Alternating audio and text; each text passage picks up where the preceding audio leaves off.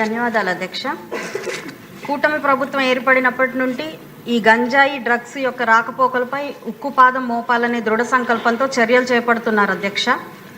అయినప్పటికీ గత ప్రభుత్వ దుర్మార్గ పాలన వలన, వాడి తీరు వలన ప్రతి చిల్లర కొట్టులో సర్వసాధారణంగా చిన్నపిల్లలకు సైతం విచ్చలవిడిగా అందుబాటులో దొరుకుతున్న నేపథ్యంలో ఇంకా వీటికి అడ్డుకట్ట వేయలేకపోతున్నాం అధ్యక్ష.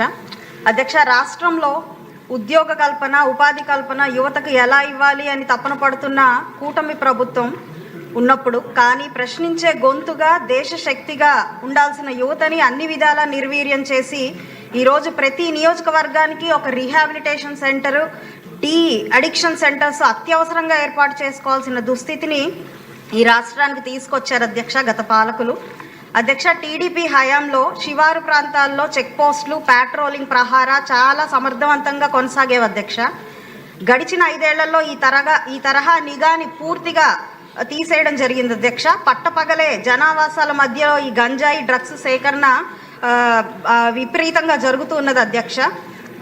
మీ ద్వారా మంత్రివర్యుల్ని కోరుతున్నాను అధ్యక్ష, పూర్తిగా అర్బన్ ప్రాంతం అవడం వల్ల మా ఈ ప్రాంతంలో స్టూడెంట్స్, అదేవిధంగా బయట ప్రాంతాల నుంచి వచ్చే వాసులు చాలామంది ఉండడం వలన వీటి పట్ల, ఈ వినియోగం పట్ల అవగాహన ఏర్పాటు చేయాలి అధ్యక్ష. అదేవిధంగా విపరీతమైన డ్రగ్స్ ఈరోజు వాడుతున్న నేపథ్యంలో బోల్డెన్ అరెస్టులు కూడా జరుగుతున్నాయి అధ్యక్ష. ఎన్నో రకాలుగా పేపర్లో చూస్తున్నాం అధ్యక్ష మా నియోజకవర్గం నుంచి. కాబట్టి ఆ పాట్రోలింగ్ వ్యవస్థ, అదేవిధంగా అవసరమైన ప్రాంతాల్లో చెక్ పోస్టులను ఏర్పాటు చేసి సీసీ కెమెరాలను కూడా అత్యవసర ప్రాంతాల్లో ఏర్పాటు చేయాల్సిందిగా మంత్రివర్యులు కోరుకుంటున్నాను అధ్యక్ష.